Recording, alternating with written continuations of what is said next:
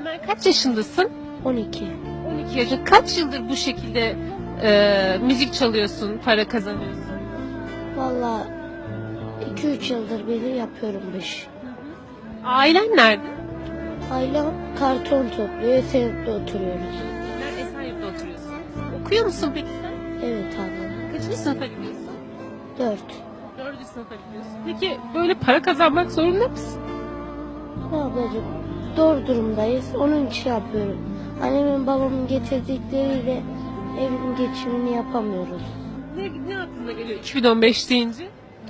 Ya nasıl diyeyim ablacığım? Ya, ailemle bir olmak yani nasıl diyeyim? Evimizin geçimini yani mutlu olmak istiyorum. Sen de bu şekilde destek oluyorsun.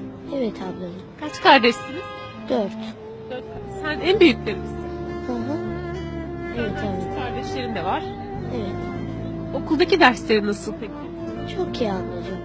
Peki bugün buraya geliyorsun. Sonra ne yapıyorsun gün boyunca burada? Eve nasıl gidiyorsun? Ne yapıyorsun? Bize bir gününü anlatır mısın? Şimdi ablacığım böyle yani ekmek parası kazanıyorum. Akşam oldu mu da bazı ablalara söylüyorum. Marketten birkaç eşya aldırıyorum. Sonra da minibüsle evime gidiyorum. Okulda hocan sana soruyor mu ne yapıyorsunuz, ne ediyorsunuz, bir şeye ihtiyacın var mı diye? Yani sormuyor abi. Peki şimdi ne olmak isterdin, ne yapmak isterdin? Büyük bir iş adamı olmak isterdim. Çalışmak isterdim. Okuyup ne olmak istersin? Oku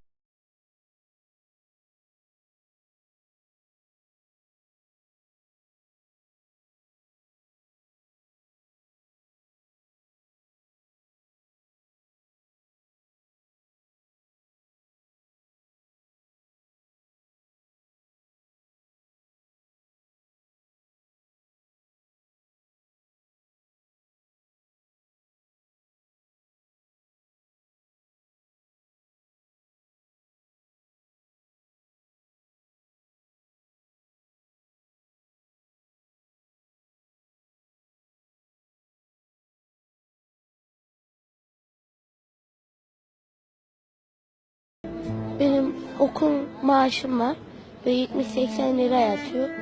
Bir tek o